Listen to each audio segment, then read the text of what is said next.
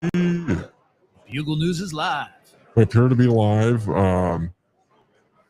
Let me just text and see. Fucking Zap.stream. I swear to God. That's why nobody fucking uses them. It's not dependable. Here, I think I got to top up my account. Let me try that. You got to top up your account. What, you got to pay to stream now? Yeah, I mean, it makes sense to pay to stream. Okay. That No, seems I pretty didn't reasonable. know that. I've never been in charge of the streaming. I didn't know there was a SAT, requirement. This is Rod Palmer, by the way. Dude. A little bit of inconsistency with my voice from the latest episode of the podcast and then previous episodes. If you listen to this week's, you know I'm going through training, professional podcast voice training to get rid of my smoker's rasp. And it's inconsistency is going to be key, or it's going to be tough, but we'll get it. Are you doing 40 hours of voice training? 40 hours of voice training until you per get it right? week. Yeah. And I've been podcasting in the shower, podcasting in the car with no microphones, no audio. But we'll get there. I heard that you were podcasting whenever Stephen Lupka walks. Yeah. I've been trying. It's not that easy. I also made a mistake. Been in Vegas for a few days now. Smoked a menthol cigarette, which has affected my voice. But yeah, a lot of people smoke menthols on Fremont Street. Dude, fucking A. Menthol cigarettes. It's a mistake. Why did you do that to yourself? I needed tobacco. I needed nicotine. I brought a fucking carton of I wasn't Marlboro. with you. I didn't know where you were. Are like the ordinals. They're the ordinals of cigarettes. I was disconnected from the other podcasters. I didn't have access to cigarettes. But we are live, and right now we are behind enemy lines. We are podcasting adversarially at Spamming Vegas. It is essentially the ordinals, the inscriptions conference, and they're talking a lot about soft forks, spamming Bitcoin, teasing Predator, teasing grass-fed mechanic, teasing Luke Jr. It's a very disrespectful, irreverent environment, and nobody seems to care that we're here, though. So they're it's been taking pictures of us and smiling at us. They're exactly, and we're here with Fundamentals from the Rock Paper Bitcoin podcast. This is his first spamming Bitcoin. It's all of our first spamming Bitcoin, but it's his first, time around the spammers. What is this like for you? Is this a psychedelic experience? Does it upset you? How are you taking this all in? I think it's kind of cool. It's like, we don't see these kinds of people typically in our little echo chamber, and I try not to live in an echo chamber, but it's hard to ignore. It's hard to prevent. And you realize it when you come to an event like this that, like, dude, these people are totally outside my world. So it's actually kind of cool, but it's like watching National Geographic. Do you think that these people should be listening to 40? I mean, everybody should, but what would your pitch be, your elevator pitch be, to have these people listen to 40 hours per week and just do that? Do more listening, do less spamming. How would you convince I think them? they listen to 40 hours, but it's all the same podcast. They listen to 40 hours of ordinals validation. No entropy. Not enough entropy. And it's pretty clear. Like, these guys are working their ass off, building ways to split sats and things like that. It's wild. Right. These guys are building on Bitcoin. They're not listening 40 hours per week, and that's maybe the problem. To their credit, though, it's weird. Like, we have these things in our world, like decentralizing the network, and none of that ever gets done, but people talk about it all the time. These guys their virtue signals are actually doing shit. Yeah, I find it really strange to be surrounded by people that are actually using Bitcoin. That's kind of an unusual thing at a Bitcoin conference. You know what I mean? I was at the actual Bitcoin conference today. I saw all these people walking around with their MicroStrategy shirts. There was like one guy that asked me, he shows up, of course the guy wearing Bull Bitcoin wants to use Bitcoin. He's all excited. He's like, where can I buy food in Bitcoin, and we're like, we don't know, because nobody here uses Bitcoin. Like maybe if you go on the food court back there, like, Sailor's out there, he's tweeting about buying his pizza with dollars. So this is unusual, unprecedented that we're at a Bitcoin conference here at Spam in Vegas, in Las Vegas. And people are discussing using Bitcoin. Now, it might not be in ways that some people prefer, but they're using it. It's strange. I've learned more about Bitcoin from being here for an hour than I did at the Venetian. Yeah. Yeah, we've been on location for, I've been here a little over an hour so far, and I haven't heard a single discussion about paper Bitcoin. It's only been protocol, people actually broadcasting transactions from their own nodes. And it's different. It's hard to get used to, but unfortunately, they're using it all for spam. It is unfortunate that that's what they're actually using it for. It's refreshing. It's refreshing not to have to listen to conversations. Like, I know a lot of people out there think that paper Bitcoin is a viable scaling solution, but these guys are talking about, I walked in at the end of a panel that you were telling me a little bit about, Rod. So you got Jeremy Rubin, Dan Held, Casey Ordinals.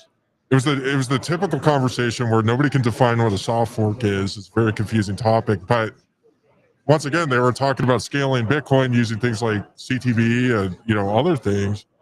It didn't involve discussing the paper Bitcoin solution. No, they didn't come up at all. They were talking about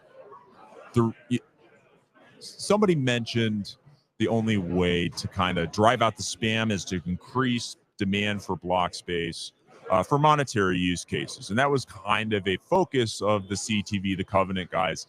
Shinobi calls everybody retarded who doesn't get this, new paradigm. But the problem is the sell. They were talking about the soft fork. They were talking about how to increase this demand for block space and to scale it to more users to kind of increase the access of sovereignty of layer one. But everybody gets, it gets bogged down on who's going to activate the soft fork, and they couldn't make that pitch. It just wasn't coherent. It didn't get people excited. It's like a little hostile. Paper Bitcoin gets people excited. People love Bitcoin. Treasury companies, they love buying fold stock. They love Jack Mallers' new thing. David Bailey's going to be arbitraging with paper Bitcoin. That's exciting. Because they're leaving the chain alone. So they're not, you know what I mean? They're leaving the chain alone, but they're going to leave it so alone that no one's going to know what it looks like. Yeah. You lose the familiarity. And here's the other thing is, if we do covenants, are you going to let your wife share a UTXO with another man? What if your wife says, I need access to cheaper layer one? The only way I can do this is to share UTXOs. I'm sharing UTXOs with, Robert Breedlove or Tomer, somebody like that. Some people will be fine with it. Would you? I mean, I would not be good with my wife sharing a UTXO with either of those guys. Are there any Bitcoiners who you would be comfortable with your wife sharing a UTXO with? I would say John from Ungovernable Misfits. I would let my wife, he's an honorable guy, but he's one of the few. John, maybe Max. I kind of like Max. You would let your wife share UTXO with privacy podcasters? Monero users. Would you let your wife? Yeah. Well, it's kind of like, like if I was out of town and my wife was bored, is like, which of my friends would I let take her out to a movie and not have to worry about? You know what I mean? Because like there's some people that are scumbags and there's some people that are not, but there's that type of trust that you got to build. Like I think like, I'm secure in my relationship with my wife. I wouldn't be worried about her going after one of these guys. I'd be more worried about, potentially a guy like, you say like Alex Svetsky, he's going to bother my wife. You know what I mean? He's going to think she's hot. Don't leave your wife's node alone with Spetsky. Yeah. I think.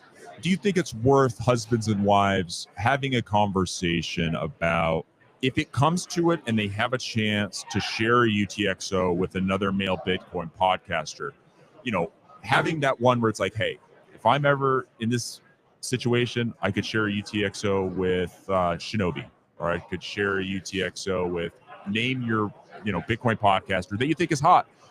That you don't have to get pre-approval. You get that opportunity. She's going to share the UTXO with her. Yeah.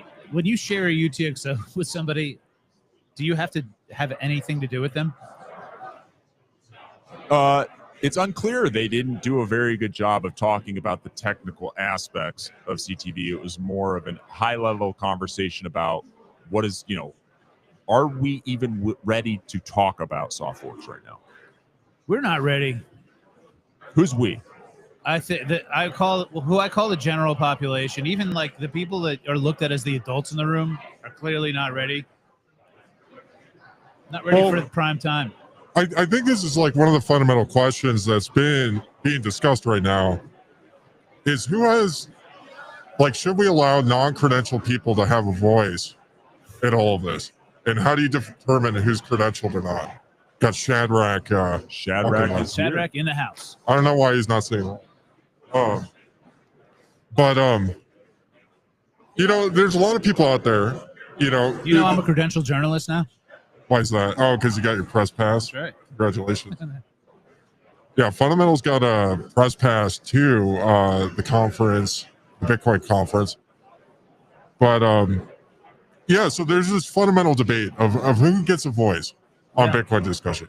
Who is actually allowed to participate in the conversation? So there's a lot of people that think that Bitcoin is some sort of like technocracy. So you got the people like Heavily Armed Clown, you've got JW Weatherman, you've got Shinobi. Shinobi doesn't think retarded people should have an opinion in any of this, and a lot of people find that controversial. It's because he has no sense of humor.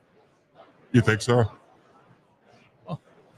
Well, I don't think having a sense of humor has anything to do with discussion on whether you let retarded people have an opinion on Bitcoin. What? Everything to do with that. So if you have a sense of humor, you want retarded people to have an opinion. Well, there's a difference between having an opinion and having an impact. He doesn't want them to have a voice that actually, like a seat at the table. Really. Yeah, like retards like Matthew Cratter. No, those kinds. I thought. All right, got it. Are we going to let retards like Matthew Cratter have any impact on Bitcoin development in general? He has no impact on anything. Well, he's got impact on some people's wallets that pay $790. His existence is the most boring. Like he's literally like the definition of a milquetoast. Yeah, but if he calls Peter Thiel will probably pick up the phone. I guess that's kind of impact. Is that true? I think so. I take it all back. He claims he used to work for Peter Thiel. Yeah. I haven't seen his LinkedIn for confirmation, but it's on like Bitcoin Universe, or no, it's in the biography of like one of his books that's for sale. I don't really know him. He looks like the guy who's like he's gonna work until the day he turns 65 so he can collect his Social Security. Yeah. He looks like that dude. Like, are we going to allow Preston Pish to have an opinion on the topic? Would you let your wife share a UTXO with Preston Pish? I wouldn't. No, absolutely not. Why not? I think he's kind of dumb, but like I don't think Bitcoin is money. I would let my wife. Why wouldn't you let Preston share a UTXO with her?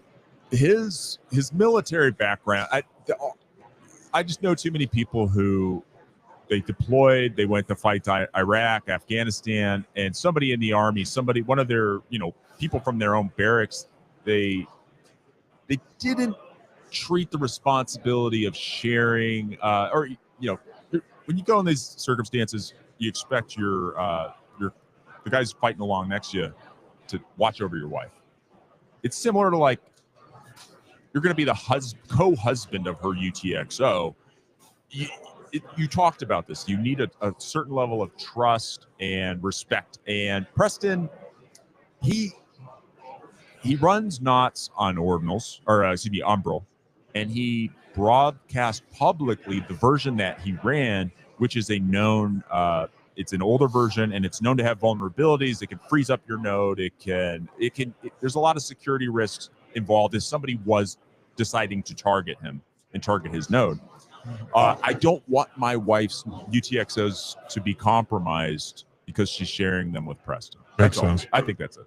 So this kind of brings up an interesting discussion on, so one of the controversial features that some people have been pointing to at Knots, and I just want to caveat here and just say I have not actually verified if this is a feature. I'm just kind of repeating what people say on Twitter, and I think that's important to say. But the people I'm repeating are people like JW Weatherman and Heavily Armed Clowns. So that's who I'm citing in this, citing my sources as a credentialed journalist. But they said a feature built into Knots that Luke made was your node shuts off if you don't update in 2 years.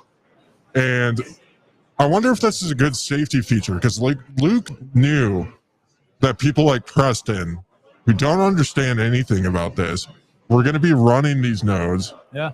Is he just protecting Preston in this scenario from potential vulnerabilities like that he's not smart enough to patch himself? Well, unfortunately, Luke has a credibility problem when it comes to security because he lost over 200 Bitcoin by keeping it on it's like a go-to or a get-to Linux hot wallet.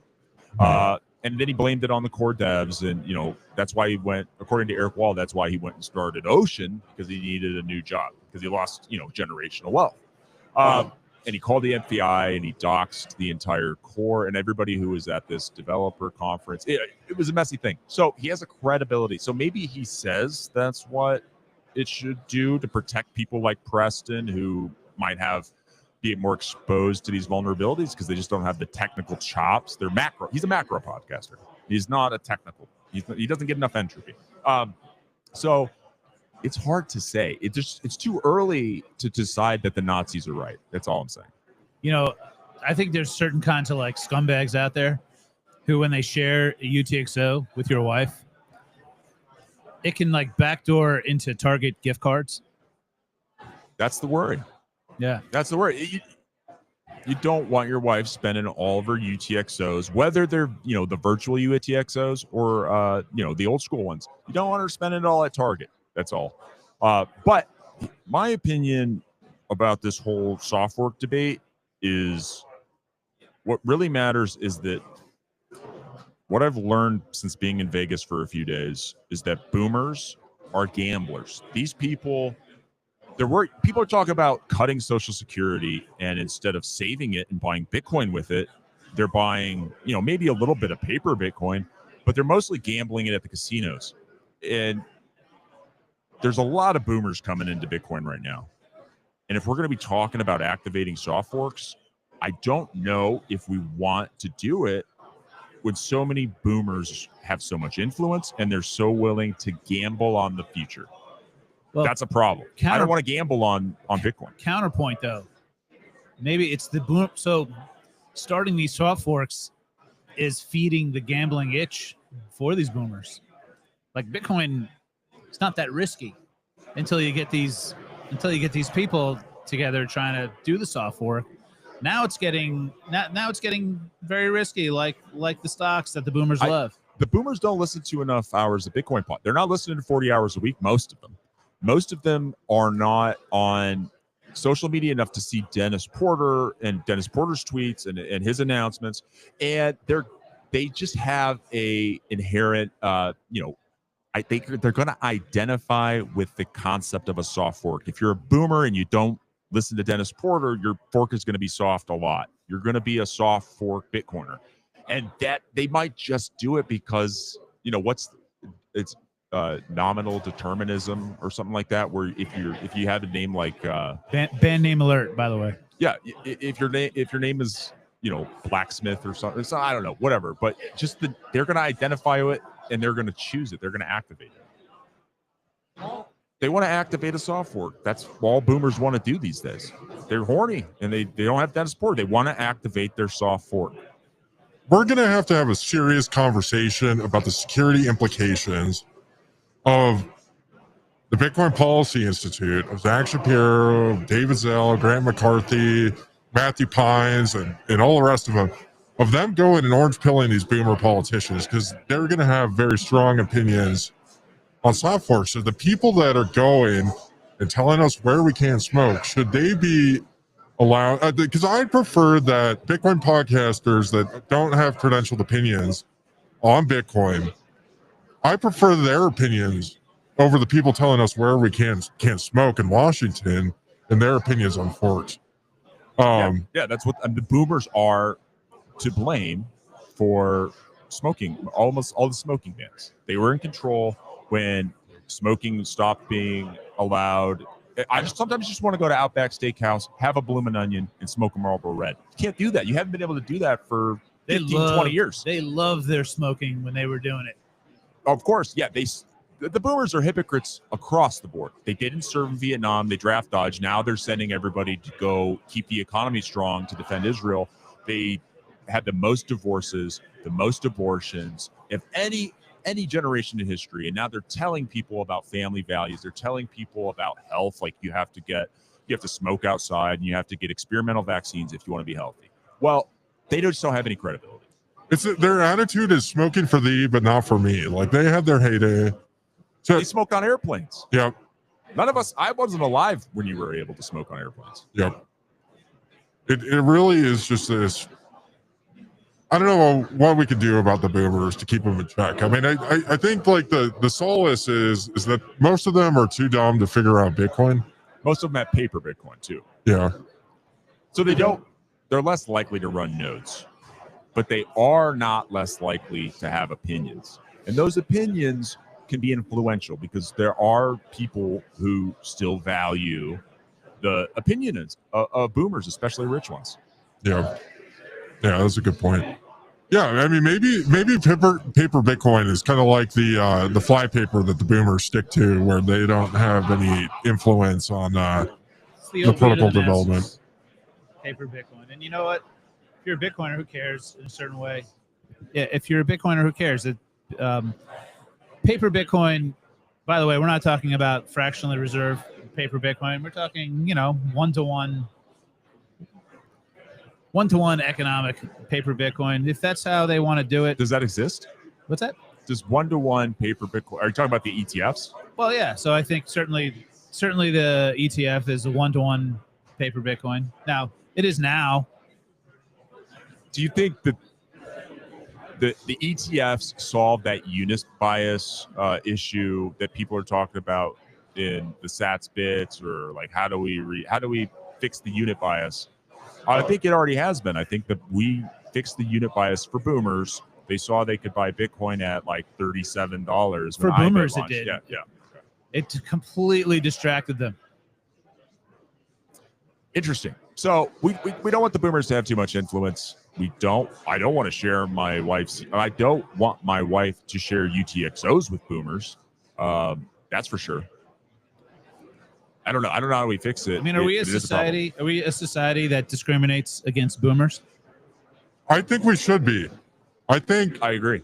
Yeah, I mean, if they discriminate against us and they have this animosity towards people that just want to be free and smoke cigarettes, yes, equal discrimination. It's your right as a free human being to discriminate back against it. It's a retaliatory action. It's a tit for tat situation. What have boomers ever done for us? They got us $37 trillion into debt. They own all the houses and assets because they took advantage of dropping interest rates. And here's most importantly, boomers have never won any wars. Name a war in history that the boomers fought in, led, any of it. They haven't won any wars. They lost to Vietnam. They lost to the Taliban. They lost to whatever the fucking groups are in Iraq that are in control now. They lost all the wars. They call Grenada a war. It's not a war. That's bullshit to try to put that one on the scoreboard. They haven't won anything. They don't deserve to. They like Kosovo. They don't deserve in Social there Security. Too, or with the Bosnia, Kosovo. They're like the French of generations. That's what the boomers are. Yeah. They're just losers. I mean, if you're pulling on Grenada and you're a United States boomer. It's pretty pathetic. They're losing the war in Ukraine and Russia by picking the wrong side. They're losing the war on drugs. War on drugs, war on cancer, war on terror, war on poverty. So I almost hope they decide to launch a war on Bitcoin because they'll lose. Yes. Well, they kind of have. Like the boomers in Washington, we're the ones. You look at the Biden administration. The Biden administration was the embodiment of this. And let's be honest about Donald Trump. We have to be honest. He has no idea what any of this shit is. It's the younger generation. It's his kids that are advising him on this. So you got Barron. So Eric and Don Jr. are kind of retarded. I'm surprised they're not here at this event, by the way. Yeah. They could be. They could be incognito. Don Jr. is the most retarded. Eric is slightly below, and Barron is he's got potential. Not too bad. What happened to Ivanka? Where did they put her? She's just hot. She just disappeared with Jared Kushner. Yeah. Now, real quick to remind everybody what's going on. We're at Spamming Vegas right now in Las Vegas at the conference, and this is a really cool building, a really cool environment that they've got. But honestly, so far that we've been here, the most popular portion of this conference has been this cafeteria. The speeches are okay. The panels seem to have gone well, but everybody's hanging out here in the cafeteria. It's probably the coolest conference cafeteria. Well, it kind of looks like one of those modern McDonald's, but there's some cool fake plants, and this is where everybody's hanging out. Nobody's. I see sliders and chicken fingers. Yeah, people talk about you go to conferences for these panels and these speakers and all this engagement, but no, I think it's to eat deli sandwiches and talk about ordinals with other inscribers. Well, when we set the mics up, there were about 5 people in here, and now there's about 150. I think that's because they came to see us. Honestly, they're just kind of they're giving us weird glances for some. I don't think it's a strange sight to be at a conference seeing people podcasting about Bitcoin. It might be because we're just we all look different. We have our credentials. We're probably the only credentialed journalists that gave this event attention. Yeah. Yeah. Well, Blockspace Media is here. Yeah. Charlie Spears. Those guys are here. I don't know if they have credentials. Are they up to date? I can't. I haven't verified. They technically have credentials because they are a media partner with this event. Okay. So I think that is pretty official. But where's their podcast? They actually got a room.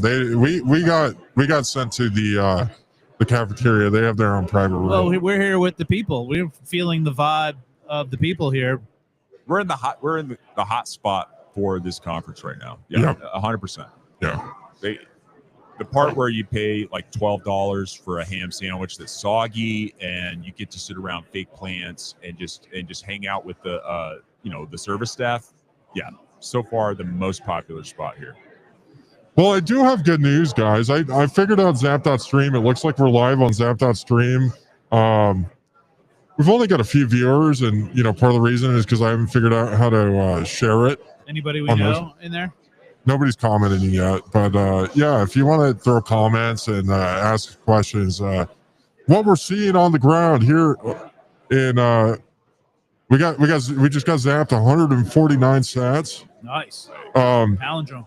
Yeah, so NPub 1YE it says Hazard HZRD 149. I don't recognize that Nostr app username, but thank you for the sets. And they say better than the main stage. So we are currently competing with the Bitcoin Magazine event. I don't even know what's going on over there today. It's Industry Day. I think these people are thirsty for Bitcoin podcasts with Signal and Entropy. I think I certainly didn't come to this conference expecting for our stage, our table to be the most popular area in the conference, but it is. It's happened that way. Yeah. We barely announced it. I do want to, confirm a very important statement that Erin Redwing said. So, I was walking around with fundamentals this morning around the Venetian. We were taking a look at what was happening at the Bitcoin Magazine conference. Weren't that many women there? The majority of the women that I saw, we were actually hanging out with, which is kind of interesting. Yeah. The team from 21 Media has a couple women on them. Shout out to 21. You look around here, And Erin Redwing's estimation that's probably about 30% women, biological women, not just people like Jeremy Rubin, is accurate. And I'm impressed. So not only are these people using Bitcoin, there's women here. There's more women here. So what does that say? You think women prefer men who use They prefer men who know how to use Bitcoin. Okay. And hey, listen, it's only anecdotal evidence. I haven't seen the hard data, but talking to fellow plebs and fellow podcasters, women just don't think paper Bitcoin is hot. They don't think it's interesting. They don't care about Bitcoin treasury companies. They don't care about MicroStrategy, MNAV. They don't care about any of that. They don't care about MSTY.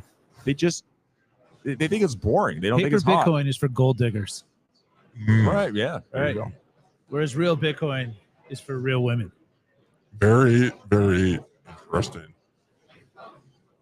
We got another zap on zap.stream from Mark, dinosaur lightning and camera and heart emoji. Fuck the state. Yeah. Fuck the state. Paper Bitcoin is downstream of the state. You can't have paper Bitcoin without the state. You can have Bitcoin without the state, and you can have Bitcoin maybe, we're working towards ending the state, but you can't have paper Bitcoin without the support of the state.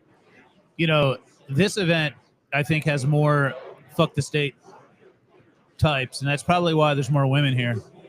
Yeah, that makes sense. I didn't think about it that way. I have not seen a single politician. Nope. I have not seen Or their shitty sons. Yeah. I mean, there's probably feds here, but they're not as obvious. You don't see Secret Service walking around anywhere. There's no TSA. No TSA agents at spamming Vegas. Yeah. And there's I don't even see a cop, security, or anything. We brought our bags in, no problem. Right. Nobody's wearing Monero shirts here, so the feds are at least. I don't think there's any feds here. Nobody looks like a fed. I mean, you got to assume there is though.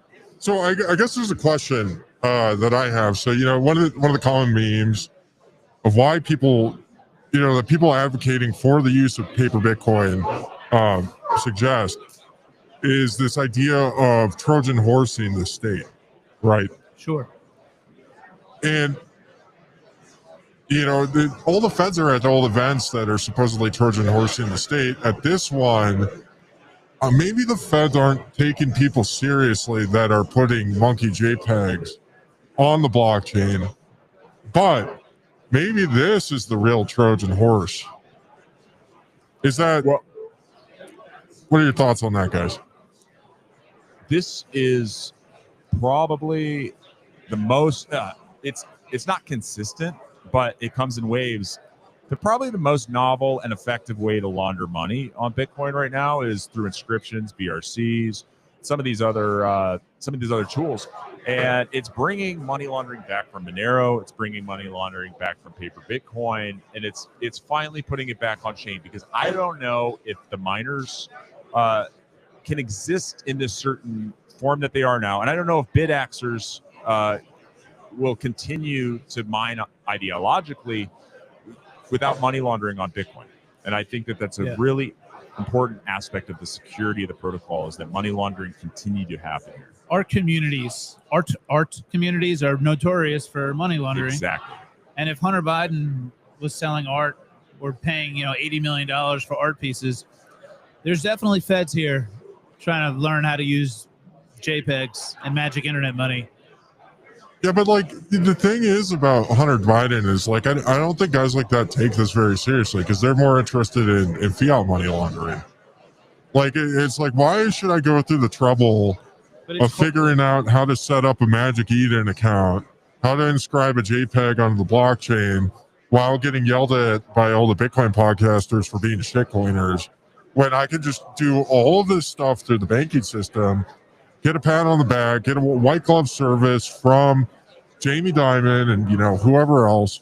The barrier to entry for the fiat money laundering for people it's like if he came into spamming Vegas and he's shilling his ordinal set to us, he would have to rebuild his brand, because I think people here, they listen to Hell Money podcast. They're presented with these ideas that are actually like kind of close to or on par with what reality is, and they look at Hunter Biden, and they're not like Aubrey Strobel, for tweeting about how much of a patriot Joe Biden was. If you think Joe Biden's a patriot, Absurd. You don't like ordinals, Now, there's something wrong there. I mean, you're not in touch with reality. Joe Biden, at the end of his presidency, attempted to ban nicotine in cigarettes. Does anybody remember this? yes, I do. I mean, it was after a trend of they banned menthols, which I'm not going to speak up against that one, but they banned vapes, the Juuls. Again, not going to speak up against that one. And then they were going after Zyns and actually removing nicotine from cigarettes. They wanted people to basically be like Madex and only smoke cloves. They wanted you to get all the carcinogens in your lungs without any of the benefits. Without any of the protection from Parkinson's. Right, you can't just have carcinogens in your lungs without balancing it with nicotine. That's just how you That's lose your right. health. This is like, when an oyster, people say oysters are unhealthy because it has all this mercury, but it also has the selenium. It has the other things that are needed to counteract it. So if you just were to rip one piece out, this is my problem with financial engineering in Bitcoin, by the way, but if you're just to rip one piece out, like nicotine, then you're really left with a Frankenmonster of a horrible You just can't have product. It's like Monero. Too many trade-offs, and you end up creating a worthless, or it's just not the functionality. Just Do you the think utility's too low. Do you think that removing nicotine was, to help people, or do you think? No, it's to keep them from thinking for themselves and from revolting and from rising up. I mean, the Romans didn't let the slaves and the gladiators exercise because they didn't want them to be strong. So they, it doesn't say anything in history, but I assume they didn't let them smoke cigarettes because that would have had the same effect. But back to Richard's point on the politicians and what they prefer, like like you said, the red carpet that Jamie Dimon rolls out. I'm curious, do you remember, it's not always been the case that the government and the highest levels of the establishment have ignored inscriptions.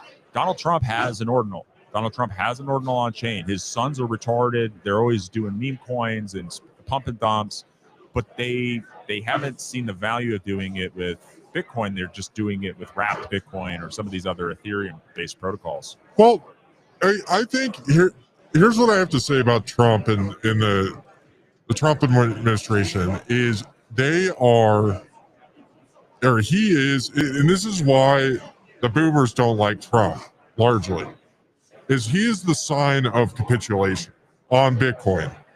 They wanted their next war to be the war on Bitcoin. They attempted to wage that war with Joe Biden. They are realizing they are losing that war by Trump becoming an ordinals guy and a shitcoiner in general. It's a sign of capitulation. It's the sign of the boomers, who are clutching on to power as long as they can, who want to make things as shitty for the younger generations as possible, that want to prevent smoking restrictions being lifted till the day that they die.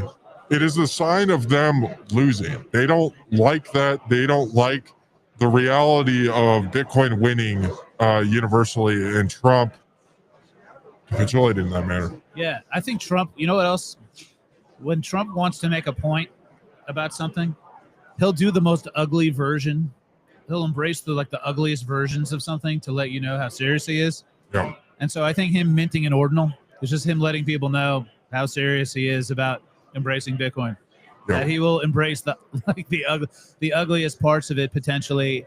Also, I think there's a lot of marketing opportunity because this is probably a very easily marketed to group of people that he probably thinks he can grift on pretty easily. Yeah. Well, Yeah, so the cafeteria continues to be It's bumping now. more and more popular here at Spamming Vegas. Now, a little bit of a off topic here, but I just got word that there's rumors floating around that Mike Brock has been spotted at the Venetian. So that is an I don't know where that goes. Maybe we could get him on a live stream this week, or we could get him at Satirize the System. And kind of put it out there about how important these Bitcoin podcasts and smoking cigarettes are, because I think if he sees it in action at our event tomorrow night at the Nerd on Fremont Street in Las Vegas, I think we might be able to change his mind. I have a theory about Mike Brock. All right, let's go. Let's hear it. It's that he thought he could come to the Bitcoin conference and not immediately just be bombarded by people making fun of him. It'll be interesting to find out if he's right. I don't know how many people are going to recognize him. He's lost a lot of weight since his last conference. Yeah. Well, if I see him, I'm probably going to walk up to him, sign a pack of cigarettes for him, tell him, try and shake his hand, tell him to quit being a pussy and start listening to 48 HPW. So, maybe that's what he's already doing. If he buys a copy of Atlas Shrugged, I think you would autograph that for him. All right. Yeah. That would be kind of a strange thing to do. If anybody here in Vegas has a copy of Atlas Shrugged that they're willing to, donate it or give it to Mike Brock to kind of help him get back on the right track. Fountainhead would be acceptable as well. Yeah. Come to Satirize the System, get that autograph by Richard Greaser, and make sure you can get it to Mike, especially if you know Mike and you're in the area and you have Atlas Shrugged. This could be the intervention he needs. Yeah. It might make more sense to I actually give him the Fountainhead to start out, because, he essentially embodies one of the characters. Absolutely. Absolutely. Well, one of the things I wanted to talk about with you, Fundamentals, while we got here. So you and I were discussing the other night some of these Bitcoin influences out there being Peter Keating type characters. I want to hear your thoughts on that. Well, for anybody who has read The Fountainhead, Peter Keating is the character that received all the accolades, got the success, but he was also obsessed with getting the accolades and getting the acceptance. I think it's fair to say that a lot of this, the influencer space in Bitcoin probably follows his archetype. Yeah. And they probably would correctly self-identify themselves with Peter. They probably view him as a hero in the book. They don't, these aren't people who think they're Howard Rourke or anybody. They think they're Peter Keating, and they're perfectly happy with that. Yeah, it's very interesting to think about. It's we view him as a bit of a douche and kind of a villainous character. He betrayed Howard's trust, and he really kind of ruined his life. He ruined his life, many times. But they don't view it that way. They would view, I think these are the kind of people that watch The Phantom Menace and identify with the Viceroy. Yeah. Well, it's interesting because, this is why it's important to read these books on a regular basis, right? Is to have the proper context, because our culture and the type of media that is promoted as being good. One of the things that we were talking about was Breaking Bad, and how many of the people watching Breaking Bad were, empathizing or, they sympathize with the, with the Walter bad White guy. It's like people who like the Joker and Batman, people who like Tony Soprano. The villain, the protagonist is evil. The writers, Vince Gilligan, has said that he really kept raising the bar on how awful Walter White was, because he couldn't believe how these fans kept rooting for him. Yeah. It's like, what is wrong with you people? This guy is disgusting. Like, what are we going to have to do? Make him kill a kid? And that didn't work. That didn't even work. He killed the kid. The kid was annoying, but people were rooting for Walter White until literally the end in the final episode. Yeah. And I think that's the importance of understanding framing of stories is, most of the media frames the bad guys as the good guys. And Bitcoin podcasters do this sometimes too. Yeah. That's why the entropy on Bitcoin podcasts, on Bitcoin events is really, really important to see a lot of different perspectives and to look at things some way, because, you see a story told from, different angles. You're going to come to different conclusions on things. Like, there's no wonder Mike Brock thinks what he thinks. It's because of the content that he's consuming. He's a sophisticated philosopher, but he doesn't have enough entropy. That's such a key, because as funny as it was to tell him that listening to 40 hours of podcast and smoking cigarettes, it's a troll. However, those things would probably benefit him greatly if he spent a month smoking cigarettes and listening to Bitcoin podcast. He would probably reach the kind of enlightenment that he believes believes he's achieved. Yeah. What about, you can extend that to everybody else? What do you think about, is it worth getting your wife into something like inscriptions or inscribing Vegas to get her to finally listen to 40 hours per week? Because I think a lot of people have that problem. They can't get their wife to listen to 40 hours. It might be better to take them to this event than to the Bitcoin conference. Right, you don't want your wife to go to her first conference and, she's surrounded by feds and Republicans. Yeah. Not just any Republican politicians. Yeah.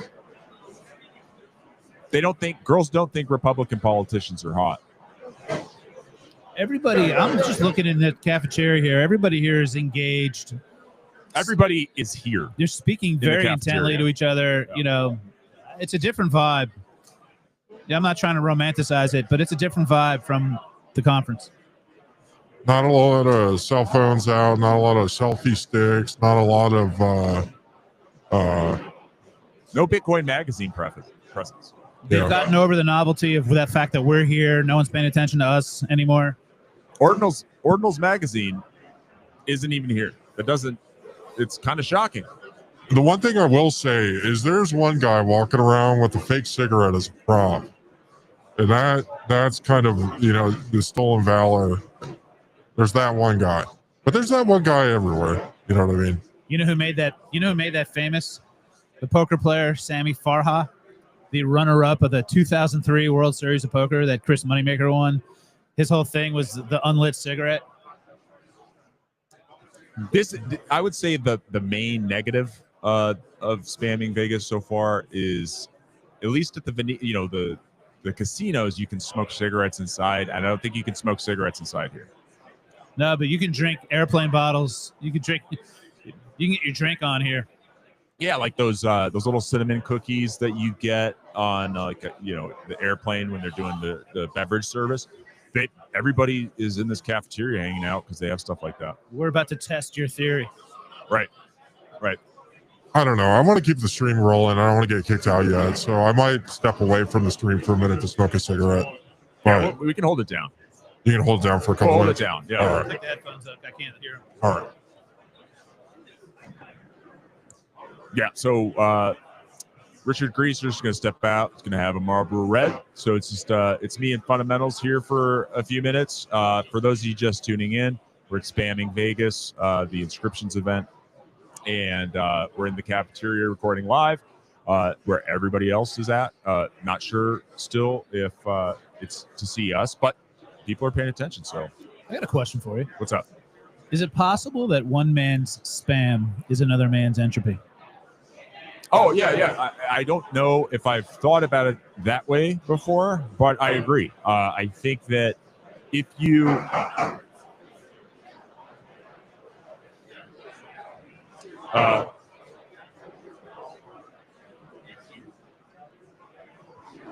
if you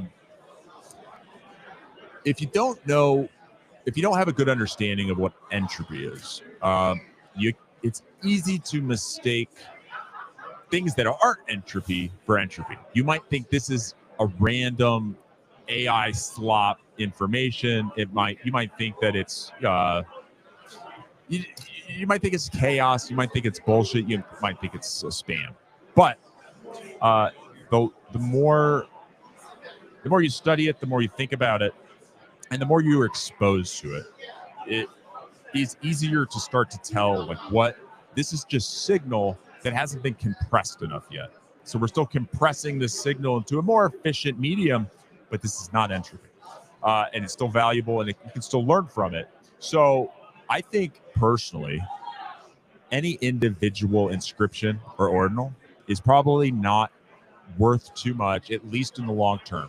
But when you start looking at these things in sets and you start to have context around how it affects human activity, I think that's where you can start to separate the entropy from the signal.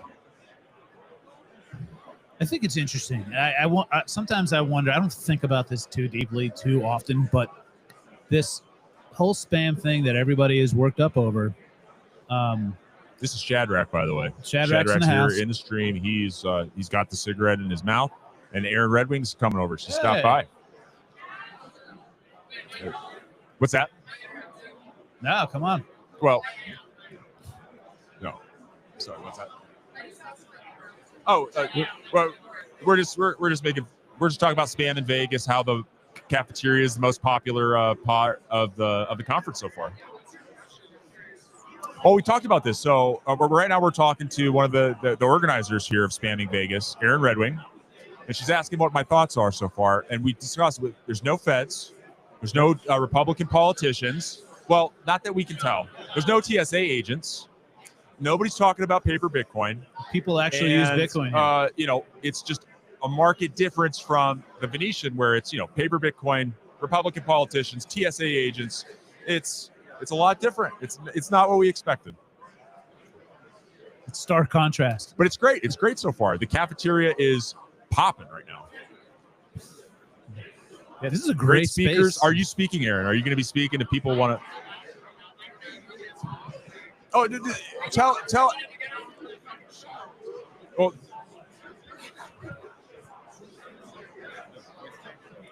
yeah. All right. I don't know why we didn't do this right from the jump. Are you live somewhere? My voice. This is fucked up. So Erin is using Richard's voice mod right now. So wow. He's going to switch microphones with fundamentals. Yeah. Yeah. That one's raw dogging. Okay. Oh.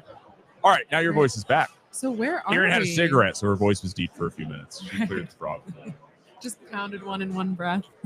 Yeah, so we're on Zap.stream right now. We're live on X, and awesome. So how's it going so far? This is your event. This is a great environment. Like the panel room, the speech room looks amazing. It looks like you're in outer space. Yes, yeah. I think I feel like Bitcoin, it kind of lacks some of the, well, okay, you can be a carnivore, right? Like you can eat only steak. You can listen to 40 hours of podcast per week. Like there's definitely a cultural aspect to Bitcoin. But I feel like in terms of visuals, you really only have, orange to work with. Like you can like have an orange hat. You can put the Bitcoin B on it. But that's basically it. So it's kind of nice having a Bitcoin conference where we have so much art at our disposal because we can make shit look really cool. Yes. And one of the things we're talking about is it's really important, especially for the security of the protocol, that people start to find more creative ways to launder money. And what is Absolutely. the most popular way to do it in the TradFi or in the legacy finance world is art. And why wouldn't that be the same on chain? Absolutely. You're so right. Right. You're so right. But what's going on the rest of this event? What should people be excited for who maybe they want to come check this out because they didn't even know this event was going on until they saw this live stream? Yeah, so we have a happy hour and after party after this. Oh my God, it's 3:30. Yeah, it's 3:30 p.m. right now. So we have about 2.5 hours more programming for the actual conference. And then we're staying here for just basically the whole night to party. So I think it's like Pizza Ninjas, which is Ordinal's collection, is sponsoring the after party. So if you apply on Luma, like whatever, DM me, I'll approve you. Yeah, we're partying here all night. I'm just happy because once today is done, then I'm done. Like I'm just enjoying Vegas after that. Hell yeah. Yeah. So yeah, if you are in town already, which it seems like a lot of people are, unless you work in the industry or you're a whale, there's nothing going on for you at the Venetian right now. But this is going to be happening at the Luminarium, inscribing Atlantis. You can find out more information on X there. But you can come here and party all night with no TSA agents, no Republican politicians, just people who are, they're not even talking about paper Bitcoin. They're building on Bitcoin. I don't even know what is paper Bitcoin. MicroStrategy, like all the stocks. Oh, yeah. That's what they call it. They call it here paper don't Bitcoin. Talk about that. Exactly. It's we haven't heard a interesting. single discussion. Yeah, no, it's not like that at all. People are, they're into the art, weirdly. They are. Yeah, and there's more girls here per dude than anything I've seen at the Venetian. What'd so I far. tell you? What'd I tell you? Yeah, man? you did. If you listened to our interview on Bugle Weekly, she told us. I You warned also you. called the great NGU of May due to the astrology and the stars, and you were right. We got an all-time high. It's pumping. Yeah, I there's this the late French astrologer Andre Barbeau, who passed away in 2019, right before COVID. His final interview that he gave, he talked about how more astrologers need to be making bold predictions. Like every astrologer, every practicing astrologer has an idea of what they think is going to happen, but they don't like putting it out there because there's just like, you don't want to be wrong, you don't want to get embarrassed, you know, like it also makes you seem a little bit like the like billboards that are like Jesus is coming back on like May 24th, 2025. You know, Right. it's a bad look, but he really he accurately, he was a big astrologer in the 60s to 80s. He accurately predicted the fall of the Soviet Union to the month. He predicted COVID to the month back in the 80s. Like I think he predicted the fall of the Soviet They Union. didn't even know about viruses back then. Dude, like he was like, oh, global pandemic. Like we're gonna have a global pandemic in like beginning of 2020. Like and so before he died, which he unfortunately didn't live to be able to actually see his prediction, he literally said like, if you're an astrologer who's doing this kind of work, you need to be putting your predictions out there because the reason why I'm famous and acclaimed now is because I had the balls to do it. So that's what I'm trying to do. Yeah, I was just telling fundamentals. There's too many people who are afraid to be called retarded. They're so afraid of that word. They don't want to be labeled a retard. But you have to take bold chances. Bitcoin podcasters have to make bold, big predictions. Astrologers have to make bold, big predictions because you could help so many people, and you could just go down in history as a legend if you're right. Yeah, you can't become highly regarded unless you're willing to be highly retarded. Exactly. That should be a sticker. Yeah. Yeah, That you should be a guys meme. should get on it. Come Yeah, on. you got can't be highly regarded unless you're willing to be called retarded. Yeah. 100% true. So what is your schedule for the rest of the week like? We have our event tomorrow night at the Nerd on Fremont Street, Satirize the System. Nice. You've been invited, so we hope you can make I'll be it to there that. after my dinner. Yeah. Hell yeah. Yeah. It's gonna be midget wrestling, some good panels. It's gonna help the Samurai devs, some other people who are actually building on Bitcoin before the feds got them. We're just hitting different events. I think I'm going to the Taproot Wizard Party, which is kind of adjacent to this one. Okay, so you're really doing some investigative I reporting did. this week. I got a ticket. I applied. You had to apply for a ticket, and I got approved right away. Wow. So I'm excited to check that one out. I haven't seen any of the Taproot Wizards here yet. Are they coming? No, they. I think they might. I hope not. No, none of them are listening to this. No, you're I right. think they're afraid of. So their floor price. Do you know how the Taproot Wizards mint went? Like, are you familiar with Taproot Wizards lore at all? I am familiar with all of the criticism, but not From the necessarily Bitcoin side, the details. like from the Bitcoin Maxi side, or Yeah, well, also some of the people who bought Taproot Wizards don't seem super happy yes. So about they it. minted Taproot Wizards for 0.2 BTC each. So you have That's to pay right. That's 0.2 BTC for a Taproot Wizard. They minted during eclipse season, which I specifically warned them not to do. They did not listen. So they minted during eclipse season. They minted for 0.2 BTC. Obviously, because it's Bitcoin, you can never know who is actually buying anything, right? It's sort of pseudonymous, so you can make noticers may notice connections between wallets, but of course you can never prove anything. Collection mints out. It has not gone back to its floor price since then. Wow. So it's a very Everything's making big all-time highs again, except Wizards. yeah. So I am pretty sure. Again, I really hope they don't listen to this. I'm pretty sure they're afraid to show their face here. To be honest, that's what I think is happening. Interesting. Yeah. Well, they shouldn't be. This is a great event. Yeah, but not for them. Not if you're Not maligned if by the you community sold. at the time. Not if you sold some NFTs to people who are, underwater badly. Yeah, totally. How many people do you think are here who may, again, we don't know, who may have bought one of those and may be wanting to beat Udi up? At least 5. That's my camera guy, by the way. Wait, Alfredo. These guys are anon, just FYI. These guys are anonymous. So just don't, if you put stuff in, just don't show their faces. Perfect. That's all right. Fundamentals is out there. Oh, you're out there. But okay. he doesn't want his face shown at something like at this. an ordinals At conference. something like this. Oh. Yeah, no, I mean, it's interesting. We have a and they're respectful of anons here, of NIMS. That's oh, another yeah. feature. Oh yeah. Honestly, I mean the NIM stuff is really interesting. There's a whole I don't know if I did this bit on your show when I came on, but I think the NIM anon stuff is very pronouns to me.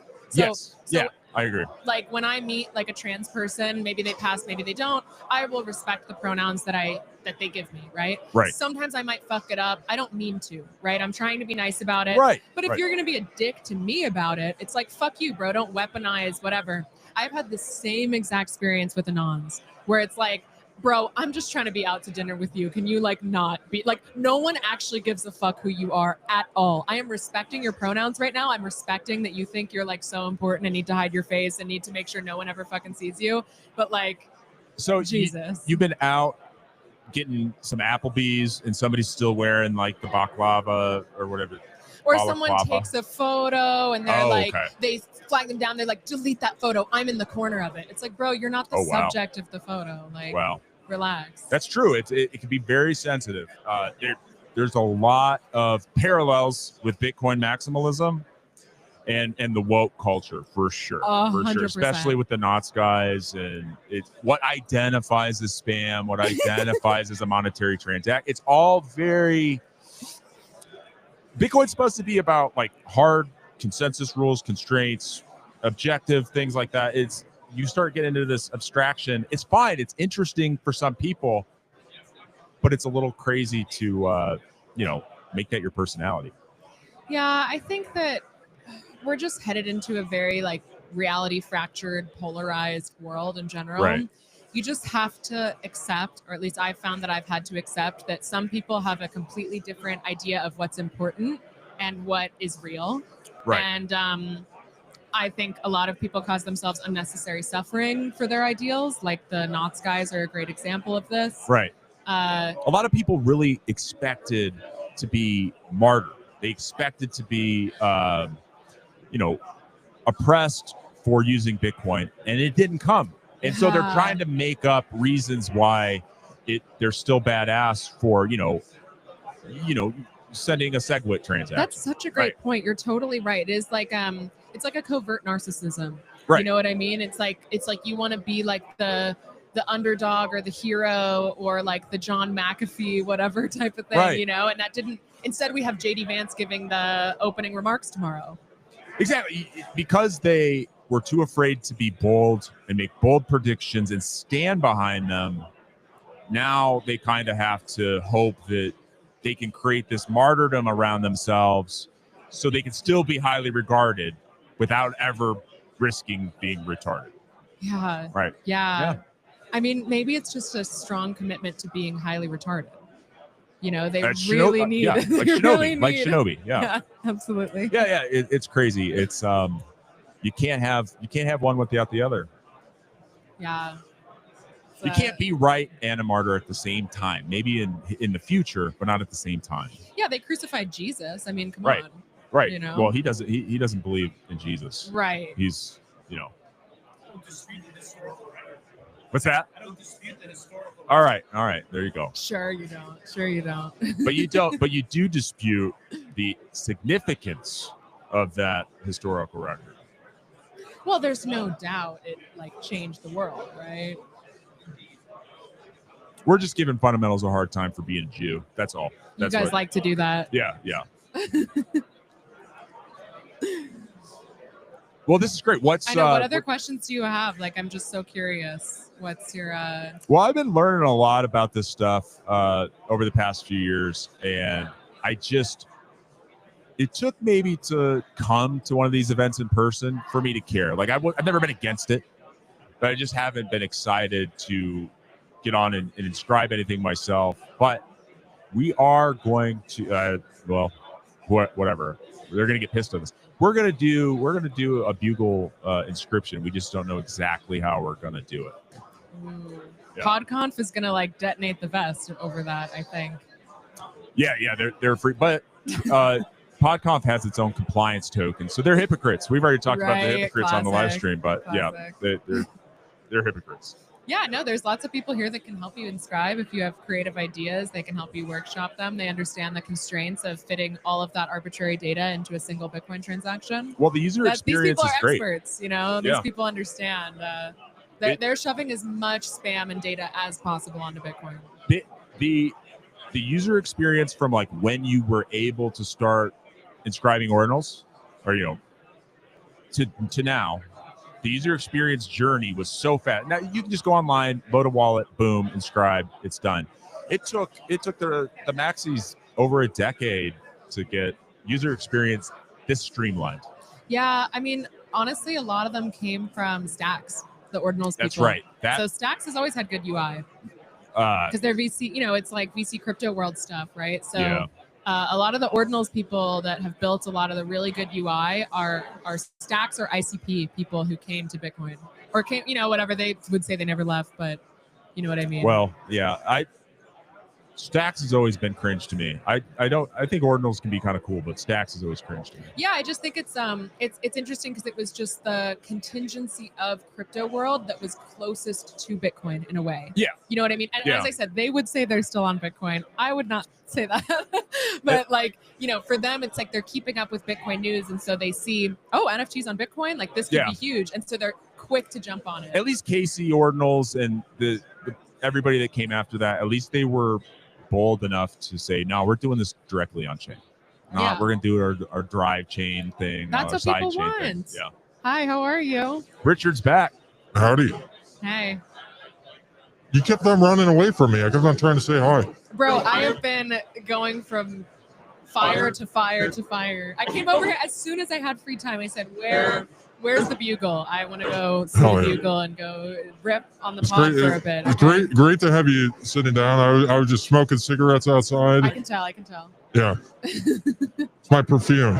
Yeah, absolutely. What do you think of the conference? What's your impression? Of this one? Yeah. Well, we were talking about it earlier.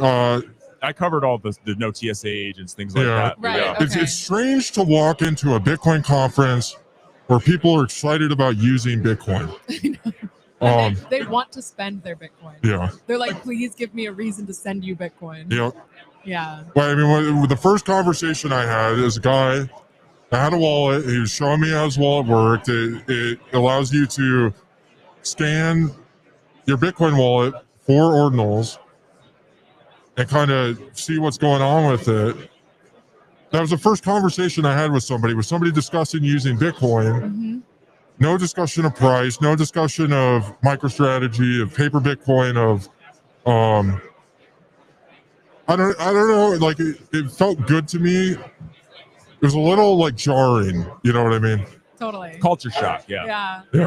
Yeah, I think ordinals gave this it's like a low-hanging fruit for having fun on Bitcoin, you know what I mean? Like I think what is there to do on, you can set up your DCA with Swan, right? That's something you can do on Bitcoin. And many do, and many love that. And that's really their connection to Bitcoin, ultimately. Yeah. But it's nice to have something that's low stakes, like you're just sending a couple sats around potentially, or you're just like paying the fees to add the data into a transaction. You get this little Pepe or whatever. You don't need a bank account to start, right? No. You don't need to KYC people to start. I actually will say KYC stuff, people are very serious about here. That's right. definitely, people do not like across the KYC. the street. Yeah. Yeah. No, there's no, people don't use, major exchanges don't support tokens on Bitcoin yet. Kraken is supposedly listing runes in the next month or something, but so far the only way that you can actually trade ordinals, runes, inscriptions, whatever, is through like literal decentralized marketplaces. Like you can't go on Coinbase or Kraken or whatever, so there is no KYC option. What is your opinion on runes? Because I saw the other day that they're calling June, it's going to be Rune June, but it sounds to me like they're going to ruin June if they do that. What do you think about runes?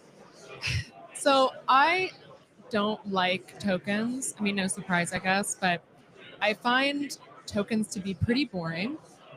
You can watch the number go up. I mean, it's kind of like what I'm saying about Bitcoin, right? It's Fungible's kind of boring. Yeah, there's not that much. There's no identity to it. There's no personal taste. It's like you just have a certain amount, right? It's the NPC of ordinals. Yes, but of course, people love Ponzi's, and they love feeling like they're at the beginning of a Ponzi. So, I think meme coins, tokenomics, all that kind of stuff, it's very enticing to people.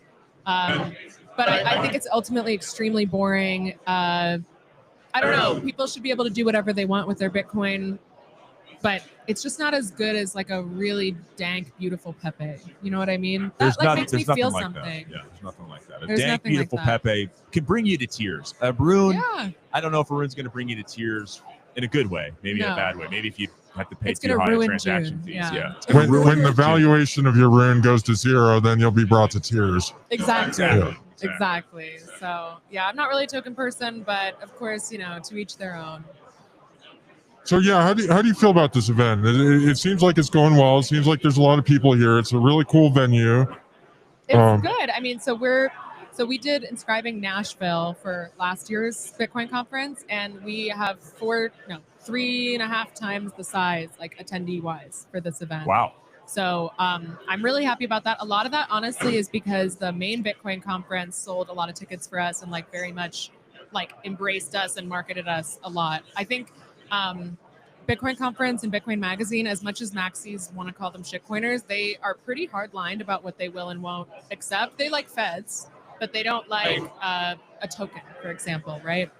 So the nice thing about, I think, for them is that they can get a little bit of indirect exposure to some of the more shitcoin crypto stuff through us, but they don't have to take the heat for it. So they really helped us out a lot, honestly. They really embraced our event and brought a lot of their ticket holders here. So that was definitely a big thing. The other thing, this venue is just fucking great. It turned out awesome. And yeah, I don't know. I mean, it's a bummer that we only got JD Vance. We didn't get Trump. I'm not quite as last year, seeing Trump a week after he got shot. That was the highlight. Obviously I had my own event that was cool, but it felt like that was the highlight. This time around, I'm no, my event's the highlight. I don't even care who's speaking at the main conference, That's true. Yeah. So yeah, but it's good. I don't know. I mean, I love ordinals people. I think they're Bitcoiners that aren't obnoxious cult people. Yeah. I was surprised. I mean, one of the reasons why I was interested in coming here was to see if there would be any protests. No, you're probably the closest thing. Where has Just Stop Ordinals gone? Where do they go? They don't show up in person at all. Yeah. They don't at all. It's kind of crazy. Even the thing is, the most obstinate. I've never interacted with Mechanic. I've never interacted with Luke Jr. All these guys have me blocked for some reason. I've never responded to them or anything. They just blocked me out of principle, I guess. I think it's because they don't respect astrology. Yeah, that's probably why they blocked me. They were like, listen, the ordinals was one thing, but going into Bitcoin astrology was another level. But I've not met the extreme ocean mining guys, but I've met a lot of people that have been very antagonistic to ordinals online. And then you talk to them in person and they're like, oh, actually, haha, I don't know. I was just kind of told to say that, or that's what my friends think. Haha, I guess I just don't really care. You guys did the same thing. You're like, well, I actually just didn't even care about this. Right. I'm like, okay, well, most people don't care about Bitcoin. Right. But people are afraid of getting banned from a popular group chat, and liking ordinals could get you banned from group chats. Right. Yeah. Well, the reason why I got interested in ordinals personally was I'm always open to exploring more ways to fail the purity test. Mm-hmm. Yeah. Yeah. I mean, we're all sinners at the end of the day. You can ask for forgiveness and you can aspire for better, but at the end of the day, there is no escaping that quintessential human fact. So, I think it gives you a sense of humility in that way. If you're like an ordinal shitcoiner, like, what's the phrase? Like, let he who hath not sinned throw the first stone. Yeah. It's Christ-like in a way. I tweeted the other day, he who has never been accused of shitcoining broadcast the first stone.jpg.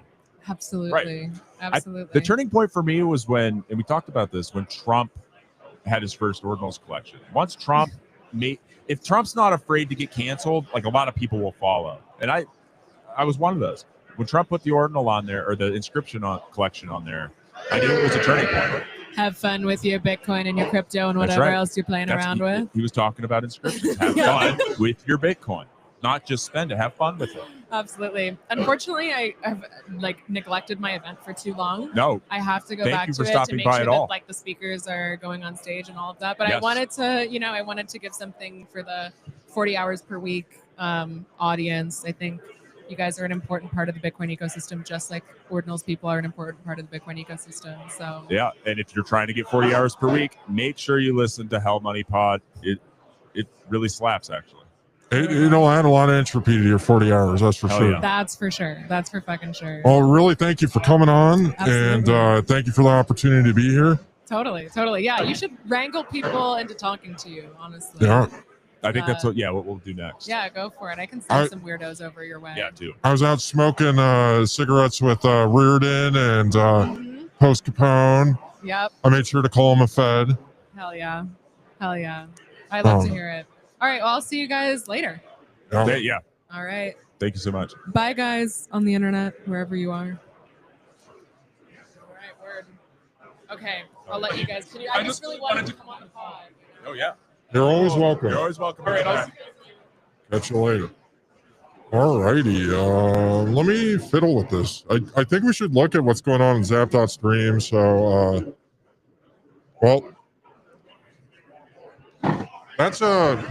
that's an interesting thing to come back from Rod is to come back from my smoke break and see Erin Redwing. She's running away from me all day. Yeah. I was just sitting here with fundamentals. We're just talking, Bitcoin podcast stuff, and she came right over and she sat down. I think she doesn't like the cigarette smell. I don't think she likes your cologne. Maybe that was it. I don't know. All right. Well, we got a lot of Zapstream comments. Looks like some of them are dumb. Some of them are good. Have you been reading these at all? No. I was neglecting the Zap.stream because there was a hot chick on our stream, so I was paying attention to her. Yeah. She takes priority. Totally. 100%. I mean, that's just how life works. You always prioritize the hot chick.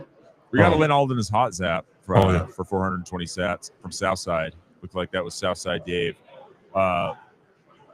Pickle Dan says if you want to be a non, don't go to conferences. Yeah, so 40 hours per week. Yeah, BTC on board.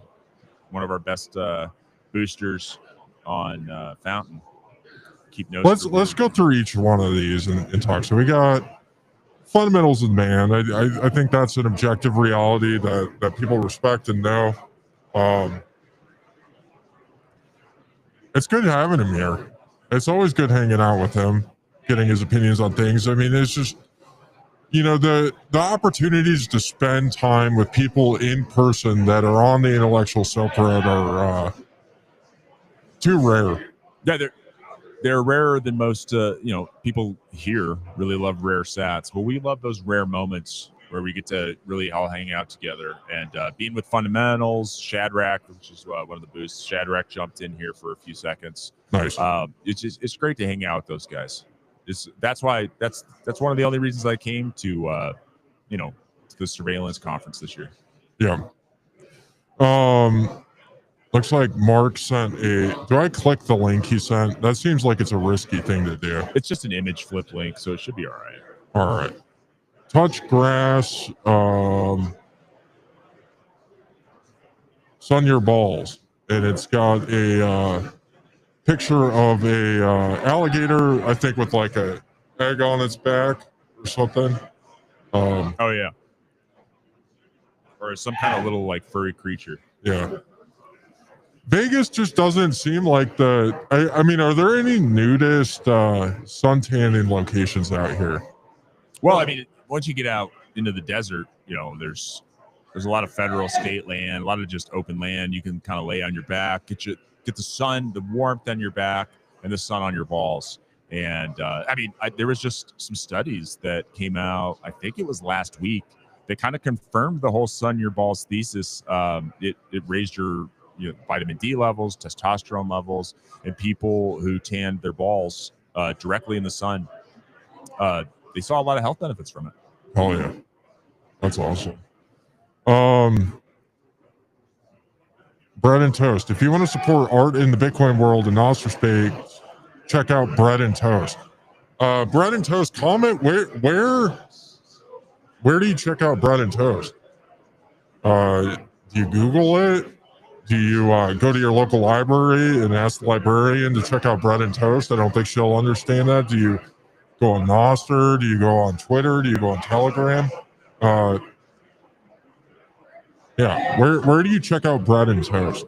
I mean, I want to check it out. I just don't know where. You got to let us know where. Anon's at 420 sats. Lynn Alden is hot. Rod, do you know when Lynn Alden's keynote is at the conference? I don't. I know it's not today, but I don't know the time. It's either at 4:00 tomorrow or on Thursday. I haven't gotten the agenda yet. Unfortunately, tomorrow I don't think I'll be at the conference at all because we're going to be working on setting up our event. I don't know if you're going to go over there or not, but yeah. I'm going to be at the event as well. Yeah, I hope it's on Thursday because it would be really fun to maybe make some signs that say Lynn Alden is hot, wave them around in the bag, show our support for her because this is a monumental moment at the conference. This is the first time that Lynn has had her keynote spot. Right. She has deserved her keynote spot. Yeah, and we have some really, really nice Lynn Alden is hot t-shirts for sale on Orange Label. And they've been up there for a month or two now. I'm curious to see if people who bought those shirts, they're going to be wearing them to the keynote or just wearing them around the conference in general. Yeah, I brought some to sell at our event. Nice. Yeah, nice. So I don't know the schedule yet, but hopefully Lynn is doing her keynote on Thursday, so people can buy the t-shirts at the event and wear them to show their support for her. When she's on stage. Totally. Next boost from Mark. Looks like some emojis. I don't know if the emojis are in his name. Looks like they're in his name, just 21 sats. Yeah. Pickle Dan, back again. If you want to be anonymous, then don't show up to the Bitcoin conference. Yeah, I think that's some pretty good advice. Yeah, you can take steps to preserve your NIM status or just, don't let people see your face. But ultimately, you got to be very, very, very careful. You can't let your guard down. And if it's really important to you to maintain your privacy, I would stay away altogether. Well, yeah, I mean, what are you going to do? Ride on a horse across town or across the country to go to the conference? Because, you go through TSA, they're going to have your name. Your hotel's going to have, most people are paying for their hotel with a credit card. Unless you have Graphene OS, you're probably going to leak some personal data to the towers around here, or at least you're going to get on Wi-Fi. There's just a lot of ground you have to cover and keep covered. And a lot of people just aren't ready to. Vegas is overwhelming. There's a lot of lights. There's a lot of hot chicks. There's a lot going on. It's hard to focus on your privacy and all of that at the same time. So, yeah, on that topic, are the Amish the best at Bitcoin privacy, or just privacy in general? I guess that's a good question. I've never thought about that before. I would assume so. I know they're all using paper wallets. They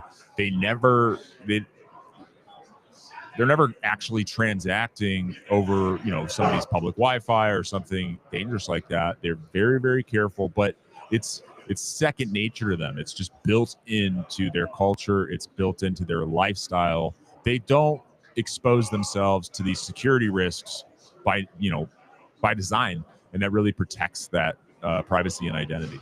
Yeah. I got a lot of respect for the Amish. I mean, like in many ways, I'm kind of like the Amish.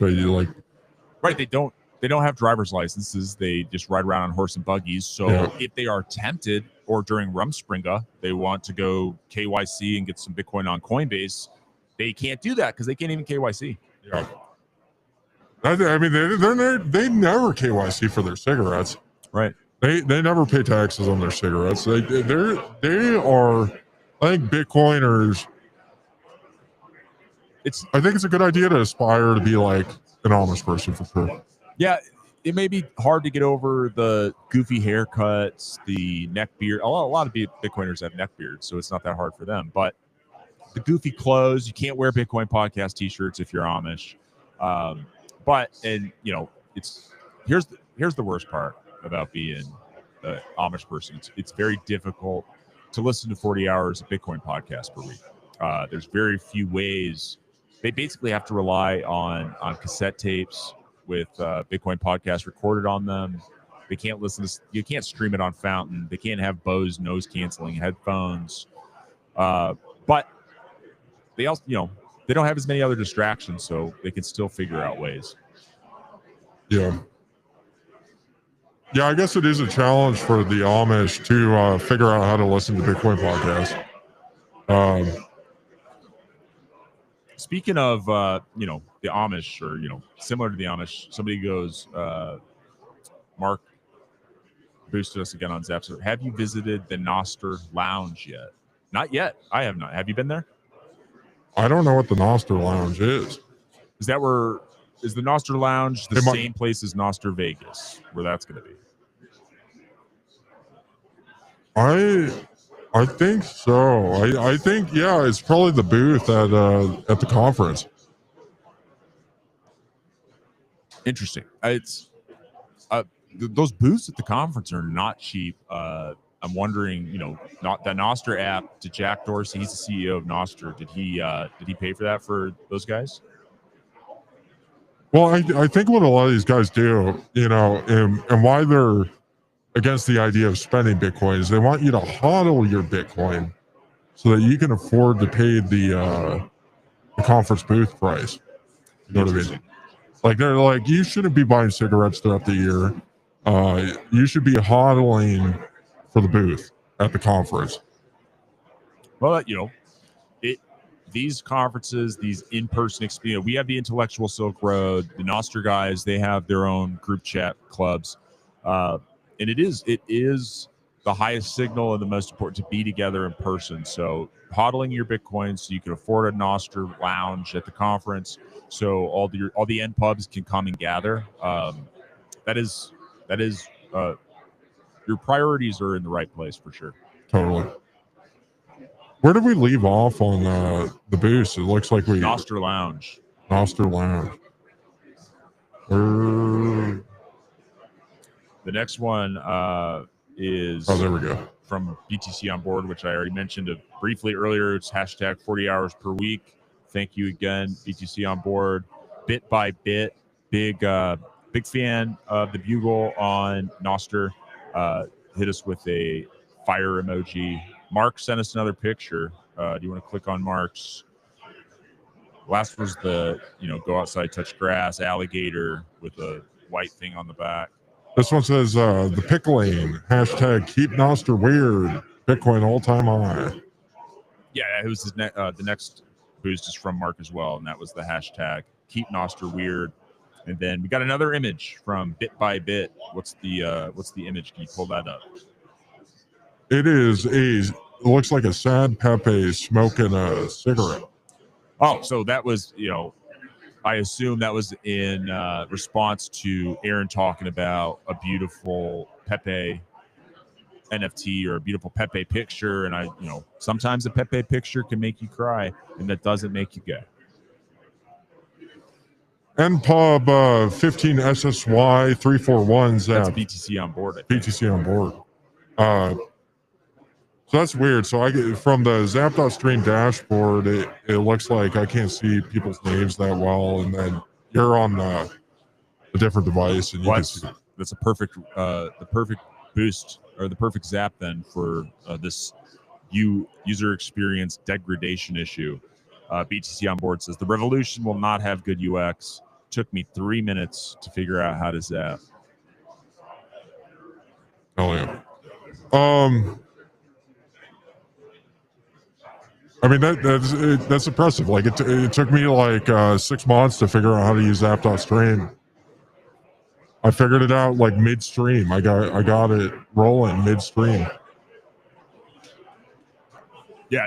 I mean, it is cool. If they can get the user experience fixed a little bit, Zap.stream is it's pretty tight for. I mean, listen, it's hard to build anything on Lightning that works, and Zap.stream, it mostly works. Well, I'm happy with it now that we're up and running. I think the important thing that I was worried about is making sure that we're streaming tomorrow's event tomorrow. Yeah, that's important. That's huge. Yeah, and I think we're there. I think we'll have it figured out. I'm excited about that. So the Zap.stream guys that are watching this, you're going to be able to watch our event in Vegas, sanitize the system. It won't be as cool as being there and shaking our hands and smoking cigarettes with us, but it'll still be pretty cool. So definitely make sure to check it out. Yeah, it's the next best thing. Yeah. Next best thing. Mark says, stay humble, stack sats, no shitcoinery. And then like a little image of the hand like this. We just need to define what shitcoinery is. And I think we're all shitcoiners in the eyes of the Lord. We all fall short. We all shitcoin in our own ways. Now, the discussion is what is immoral when it comes to shitcoining. Like what are we going to accept? Are we going to accept people accepting Monero? Are we going to accept people using Bitcoin and putting pictures on it? I think it kind of matters on what the intent of the shitcoining is. Are we going to accept people buying cigarettes with their debit cards, or here in about 6 months buying cigarettes with USDT? What are the lines on shitcoining that are we going to accept Corey Clipston partnering with Tether on Tron and then getting rug pulled? Are we going to accept what are the lines? Where is the line on shitcoining of what people are going to accept and what they're not going to accept? I think that needs to be clearly defined. And I would argue at the end of the day that trying to mislead people and swindle them is kind of the line. Right. If you buy one of these inscriptions, or if you're just experimenting with them, or you're just curious, you just think it's interesting and you're interacting with it and you're using Bitcoin. One of the things that people talk about a lot about whether they're pro or anti ordinals is that they are good for miners. So I would say that if you're going to use or interact with this, that it is in a way that is good for miners. Yeah. It's paying their fees. It's helping to incentivize security of the protocol. Second, if the art that you're putting on Bitcoin, good is subjective. Beauty is often subjective, but the effort is not. You either put genuine, authentic effort into your dick butt, into your Pepe frog, into your whatever it is. It doesn't matter. Putting effort into it and in putting your soul and your heart into it. That's between you and God. So I can't judge it. I could call out something that I think looks low effort, that I think looks like it was AI slop, lazily put on chain to rug pull a noob. but I don't know. It's very difficult. I'm not a cop. I don't have credentials in law enforcement, so I'm staying away from that. I'm not a time chain police. But have you ever considered joining the time chain police? It's a dangerous job. I don't know. I don't know if I have the constitution to deal with the dangers and the risk that comes with law enforcement on chain or off, honestly. Yeah, that was one of the disappointing things about Kaylee did not come out here because she felt too obligated to be policing the time chain. It was a bummer. Yeah, Kaylee really wanted to be here. She wanted to hang out with Shadrach Fundamentals, some of you guys that are going to be at Satirize. She wanted to smoke cigarettes. She told us that she would drive us drunk. She would shuttle us back and forth from Fremont Street to the conference, and that she'd do that for others as well. But at the end of the day, it was just too overwhelming to police the time chain, to go after shit corners. Where's she going to? Her Jeep only has a couple of seats. How's she going to drop these people off at the county jail? The logistics were just too difficult. It's overwhelming. She decided to stay home. Duty called. Yeah, so she's driving drunk around Nashville right now, not Vegas, unfortunately. Yeah. I mean, I kind of reject Predator's view on shitcoining personally. I think people like Predator, they're kind of like the Pharisees in the Bible. You know what I mean? That's a great. I like that example a lot. Actually, I've thought about that before. Yeah. Yeah. It's again, Predator is very judgmental. He's always analyzing people's behavior. He's calling out scams, and he gets a lot of them right. He does. You can't say that Predator misses all the time, because he doesn't. He misses. He over accuses more than under accuses, but he's not. He doesn't come to the conference. He doesn't build anything. He doesn't have a product. He doesn't have a podcast. He doesn't have any There's no way for us to hold him accountable for the purity tests that he fails for. Everybody fails Predator's purity test, but we don't know if Predator fails Predator's purity test because he doesn't publish the results. Yeah, that's a good point. I mean, in the theological world, what you would describe him as being legalistic. And I think when we're discussing Bitcoin, yes, very litigious. Well, yeah, that's like the Jewish lawyer world, but in theology, you call it being legalistic. Okay. And the reason why I think it's important to discuss Bitcoin in a kind of theological framing is because there's many branches of Bitcoin theology.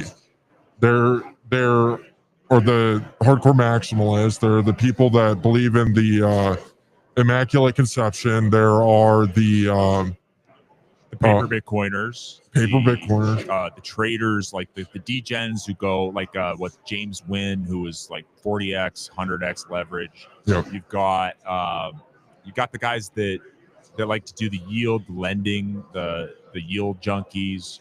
You've got the people who the art on Bitcoin, right? Like the inscribers where we're at right now at Spamming Vegas. You have the spammers, the filters, the Nazis, the communists. And some of these overlap, and in some of these it's hard to tell the difference, but it's very similar to the Protestants, all the different denominations. They've got a lot of overlapping views, but then where they disagree, they violently and very hardcore disagreements. It can fracture communities. Yeah, there's many different sects of this religion, and where do you think we'd fall into? Where are we at in all of this? I consider myself to be kind of a non-denominational. Now, in the Christian side, that usually means like the pastor or the reverend is like a gay woman, but not in our podcast sense. I just think that for me, it's about my personal relationship with my wallet and my UTXOs, and I don't think that anybody else can kind of come in and interject themselves in that relationship. And I think it's a very personal thing. Yeah, I don't know if I would use the non-denominational framing. I mean, that's a good one. The reason why I wouldn't want to do that is because the Christians have kind of ruined it, like you said. Maybe undenominational. Or there's got to be a new. What if you put it instead of the Christian framing?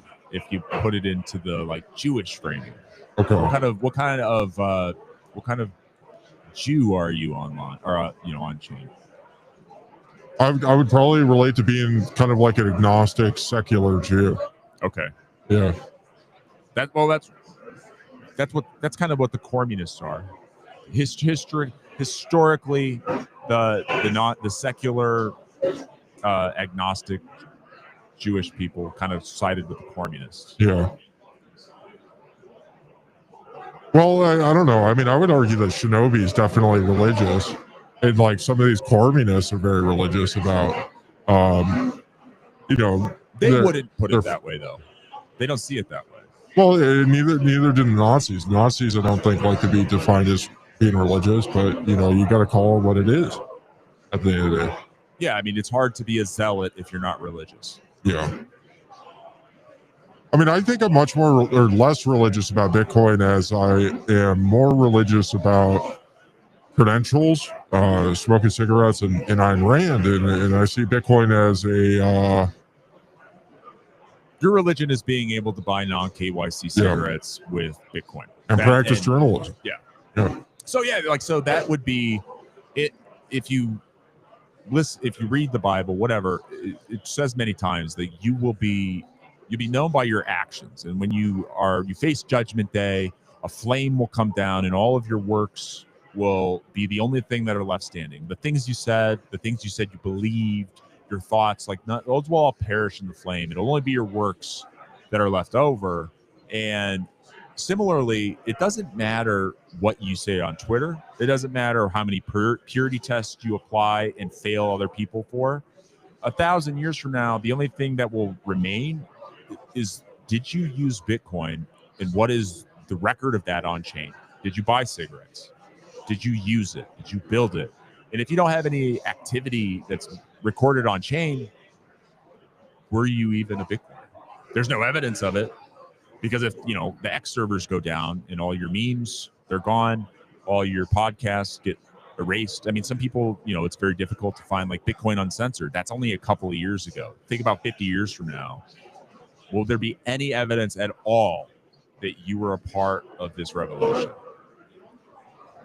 Well, I think I mean, what are some creative ways to do that? I mean, I think there'll probably be a point in the future where the cost of hardware has gone down so significantly that you can, they're probably going to raise the block size, and it's going to become more of a database. I think people are going to accept that as being more similar to Bitcoin becoming AWS, because you can put so much arbitrary data on it and it costs so little. I mean, why are like Fallon's going to be hosting your RSS feed on the Bitcoin blockchain? Right. Well, we can have Nostr relays operating on the Bitcoin blockchain. I don't like when people use the term arbitrary in the context of arbitrary data on Bitcoin, because it's kind of a slur. Yeah. It's kind of implying that the data is worthless. There's no value to it. But Fundamentals and I were talking about this a little bit before Erin showed up when you were outside. It's Fundamentals asked, is one man's spam another man's monetary transaction? And I think one man's arbitrary data is another man's, it's the beginning of a collection. It seems arbitrary at first, but with time, that arbitrary data coalesces into a broader idea that altered human behavior. And so I think when people, that is technically the right term, arbitrary data, but a database full of arbitrary data could be the most beautiful database ever built.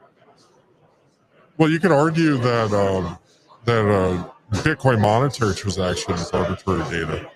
I mean, isn't everything arbitrary data? Right. If you were to take a lot of the people who say this and you were to show them the raw output of, or excuse me, the raw data that constructed the block, could they point out that's arbitrary, that's monetary? Some could, but I don't think most could. Well, I mean, isn't a on-chain transaction considered arbitrary to the paper Bitcoiners? Right. I mean, Saylor says to never spend your Bitcoin. He doesn't. The only reason why anybody should be sending transactions is there's a lot of people questioning this about Saylor. How are you supposed to never, if you're never supposed to sell your Bitcoin, how are people supposed to buy it? Yeah. Because people have to sell their Bitcoin, exchanges have to sell Bitcoin to buyers. Yeah. You got to think about this stuff before you talk sometimes, Saylor. Yeah. You are the face of this industry, and you're telling people nobody else can ever have Bitcoin because nobody's allowed to sell it. Yeah. But yeah, you're right. Arbitrary in the context, or arbitrary relative to what? You know? Yeah. I mean, who's the arbitrator of what's arbitrary? Yeah, right. Whose job is it to taxonomize transactions? Whose job is it to identify this? Is it Predator? Is it Luke? Is it Mechanic? Is it Shinobi? Is it?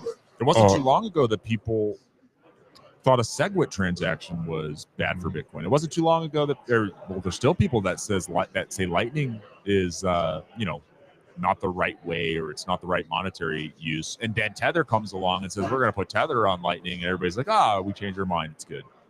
Yeah, I mean, I gave Alex B a high five, and he's shitting on Lightning, saying that Arc is better. I mean, is Lightning an arbitrary when you're spinning up channels? Is that arbitrary? Is that shitcoining? Is spinning up a Lightning channel shitcoining? Is using Moon Wallet shitcoining? I mean, that's a crazy idea, right? Which is using a certain node implementation wallet shitcoining. Or if you're using Relay or Libra Relay instead of NOS or Core, is that shitcoining? Or if you're using what's that one Bitcoin Rust, the one that's written in Rust? Yeah, Rust Bitcoin. Rust Bitcoin. Is that shitcoining? Is your node implementation being written in something other than C++? Shitcoining is using Ashigaru or Samurai or coin joins, coin mixing. Is that shitcoining? Yeah. Is what if you receive a SAT or one of your UTXOs was previously used for shitcoining? Do you have to burn that? Do you carry any responsibility to cleanse that UTXO? Yeah. The point is, nobody has a hard and fast definition that can be verified over and over and over again every 10 minutes to define and to prove out what that term shitcoining means. Nobody has any of that for what a monetary transaction means, for what a spam transaction means. People will say they do, but none of this has ever been litigated. None of this has ever been proven in the court of public opinion, the court of the any justice system, sovereign justice system. It's like saying I identify as whatever gender you want. Fine, but there's no way that you can expect everybody else to go with your definition. Yeah, I mean, that's a good point. These are the types of questions that I think are important to ask, because we don't want to be like Mike Brock. We don't want to be Most like of us, right. So I was explaining this to Mike Brock, and hopefully I'll have the chance to explain it to him in person. He astutely pointed out one point in history where the majority of people were wrong, and that was when the majority of the people of the world or of Europe, because that's where history kind of focuses on, the United States is European history, they believed that the world was flat, which I believe is false. because I've done some research. I smoked a lot of cigarettes and thought about it, But to come to that conclusion. a long time ago, if you were a regular person, it was very easy to believe that because that was what your senses, your perspective would tell you. If somebody told you the world wasn't flat back then, the onus was on them to prove it. And somebody finally comes along and does prove it. And they use hard and fast, mathematical proofs in these different verifiable methods that you could use anywhere in the world to kind of demonstrate that the world was not, in fact, flat. But it takes time for those methods. The user experience for determining whether the world's flat or not did not develop overnight. It developed over centuries, millennia, really. Yeah. And who were the clergy so it was the clergy and the royalty for the most part, because most of the nations were monarchies back then, that were dictating this. And one of the things we have to understand is that today the Bitcoin podcasters are the clergy. And what happens when the majority of the clergy is wrong? I would caution against that label, because Bitcoin podcasters, similar to core devs, should be allowed to have sex, and clergy are not allowed to have sex. Well, some it depends on the denomination. Some clergy are able to have sex. So the Catholics aren't able to have sex. The Protestants typically are able to have sex. Yeah. So, good point. So, winding it back again, in case you just tuned in, we're at Spamming Vegas, the Ordinals Inscription side event. It's over here at the Illuminarium. We're broadcasting live. We're from the cafeteria. Continues to be the most popular spot in this conference. But I think I know why now. I just looked through the little coupons that I received when I signed in, and if you come to Inscribing Vegas, you have a ticket, even if it's GA, you get a complimentary lunch. So we are in the cafeteria. People are eating their complimentary lunch. Some of these people have not left. They don't seem to be too interested in the panels or the workshops, but they do like listening to us because we're the only people in this part, at least this side of the conference, who are live streaming or podcasting. So yeah, that's why we're here. Erin Redwing, the organizer, was on with us earlier. So if you just joined us, you can rewind the stream back and check that out. She had some pretty fun stuff. I don't know if you were here for this, Richard, but Erin, my favorite thing that she talked about, she piggybacked off of something me and Fundamentals were talking about. We talked about how people are very afraid of being called retarded. They're very, very afraid of being labeled a retard for anything they say that might step out of bounds or be bold or whatever. And Erin was saying that astrologers need to be more bold in their predictions, because some French astrologer who died, I don't remember when she said he died, but he predicted COVID and the fall of the Soviet Union down to the month that they would occur. And she said that there needs to be more bold predictions in astrology, and that in order for you to be regarded in history, you must not be afraid to be called retarded. And I think that is huge. And I think we're here today because we're not afraid to be called retarded. Everybody else is here today because they're not afraid to be called retarded. And it doesn't mean we're going to be regarded in history, but this is where you have to start.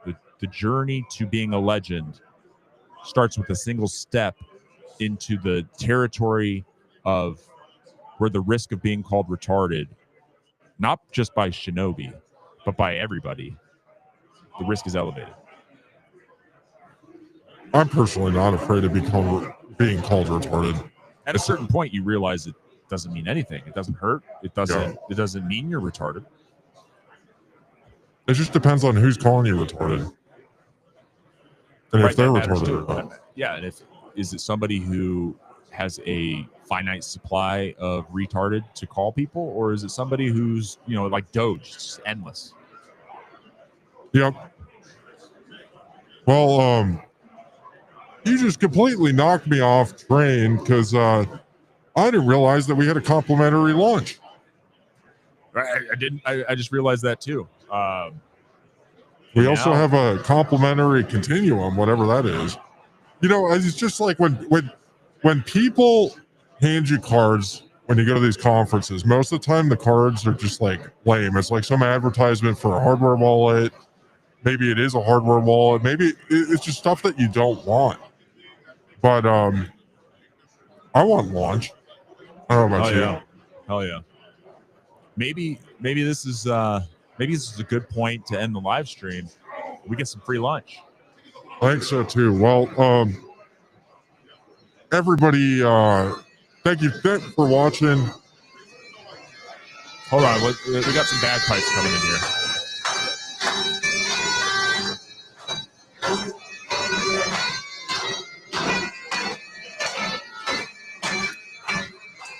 I don't know what this is, but somebody with the bagpipe, playing the bagpipes in a kilt, just walked in the cafeteria. Again, the most popular part of this conference.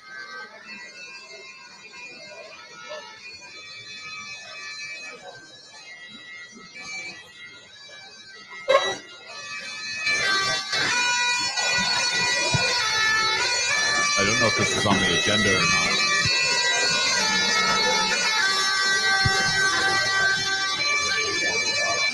Got a cool beard here. Very, very interesting. Yeah.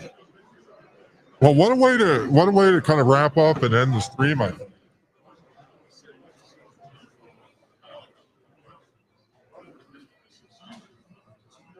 Yeah. Well, I've got some closing thoughts, Rod.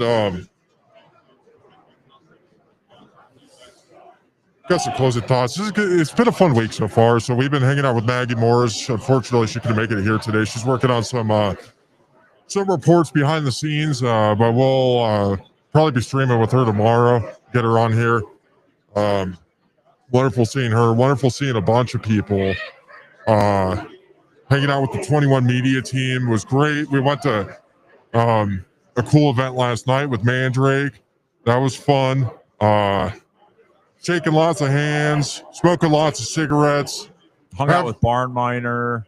Got to see a lot of last night at the Mandrake event, unexpected celebrity guest appearance by Terrence Yang. He told us he does very much miss fighting with Shinobi in spaces. Unfortunately, Shinobi is at the highest level of where like the Bilderbergers and like their associates decide what democracy means for the next year.